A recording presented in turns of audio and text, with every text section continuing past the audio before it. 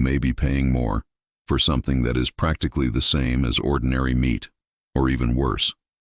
Grass-fed beef, the kind that many people buy thinking they're doing the best thing for their health, is one of the biggest frauds in the food industry today. Less than 1% of the meat sold as grass-fed in the United States is actually 100% grass-fed. And what's on the label, often, means absolutely nothing. I'm Dr. John Whitaker.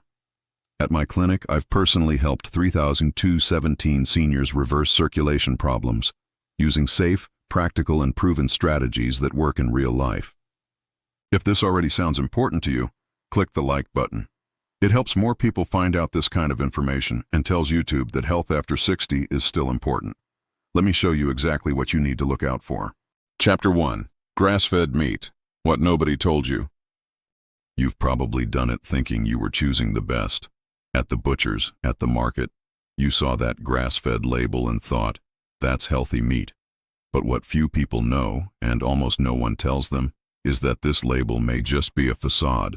In 2016, the USDA itself abandoned the official definition of grass-fed. In other words, any meat can use this label, even if the animal has eaten grains, antibiotics, or even industrial waste in the last few months of its life.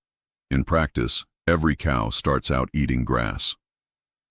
The problem lies in the last 3 to 6 months when they are taken to the feedlot and given a cheap artificial mixture just to fatten them up quickly. Even so, they continue to be sold as grass-fed. More than 99% of the meat that carries this name on the shelves is not truly grass-fed.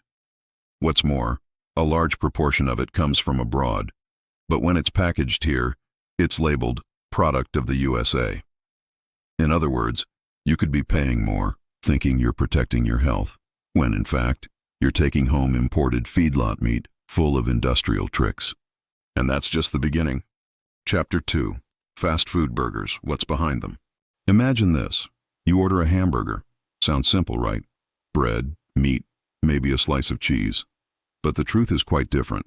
A single burger can contain meat from over 100 different cows. That's right, 100 or more. It's like an industrial blender, where pieces of meat arrive from various farms, go through mixing, grinding, additives, packaging, and nobody knows where it came from anymore. You lose control of the origin. You lose track of quality. And even worse, you lose the right to choose what you put on your plate. Meat that looks like real meat has gone through so many stages that it has become a generic product. You're eating something that comes from a system designed to save pennies, not to protect your health. And if that already sounds worrying, just wait until you find out how these animals live and what they're eating. Chapter 3. The truth about feedlot cattle. That soft, juicy meat, full of marbling, looks appetizing, but it hides a reality that few have the courage to face. Behind that pleasant texture is a sick, sedentary animal with hardly any collagen. And this is no accident. It's part of the system. During the last months of their lives, these steers are placed in confinement and are given just 24 square feet of space. Do you know how much that is? Less than 1/6 of a parking space.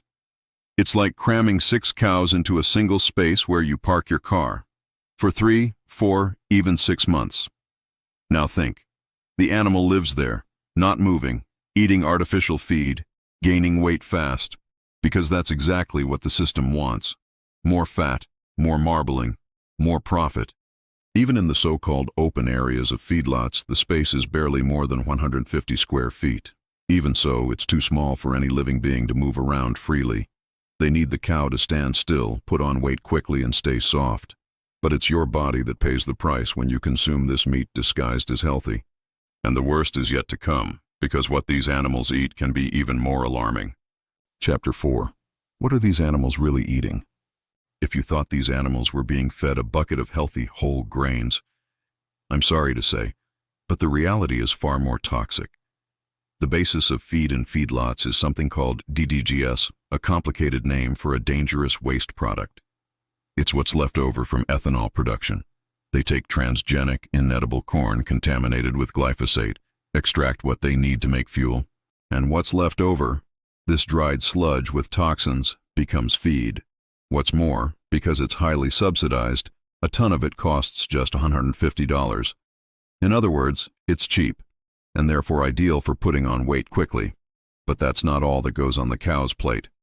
They mix cheap fibers, limestone, synthetic vitamins, and an antibiotic called monensin, which helps the animal gain even more weight. They also add a compound called beta agonist, a substance that mimics adrenaline, accelerates muscle growth, and which, according to studies, can increase anxiety in humans who consume the meat. And you know what else is scary? Even grass-fed meat can contain these antibiotics, unless the label makes it clear, no antibiotics. It's a system that hides what you're eating, but now that you know, you can make much more conscious choices. In the next block, I'll show you how to find real meat and how to protect yourself. Chapter 5. How to choose real meat without getting ripped off. If you've come this far, it's because you want to do better.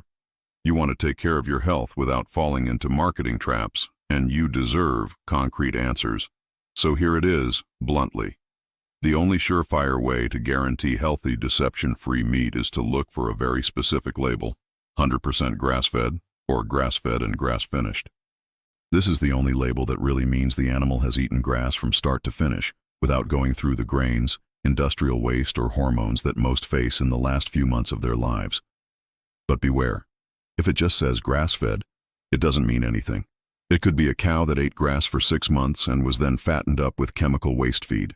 Another important detail, even organic meat can come from animals confined and fed organic feed, which still doesn't mean natural, healthy, or nutritious. So what should you do? 1. Look for complete labels. Look for labels such as 100% grass-fed and finished, no antibiotics, no hormones. The more transparent the label, the greater the chance that the producer really respects the process. 2. Prefer to buy direct from local producers.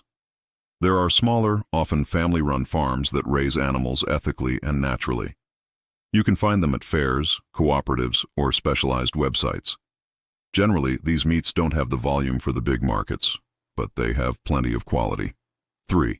Understand that the price reflects the process. Yes, this meat may cost more, but it also delivers more nutrients, more safety, more respect for your body, and above all, less exposure to antibiotics, toxic residues, and adulteration. It's not luxury, it's prevention. It's investing now to avoid illness later on. It's protecting your cardiovascular system, your energy, your immunity, and above all, it's a way out of the cycle of manipulation that turns food into a business and health into a statistic. You don't have to change everything at once, but you can start by making better choices, one at a time. And before you know it, your plate will be telling a different story, a story of awareness, vitality, and freedom. If you've made it this far, it means you're ready for more. And the next video is already waiting, packed with practical tips, powerful insights, and real solutions. Click now and keep going on this journey with me.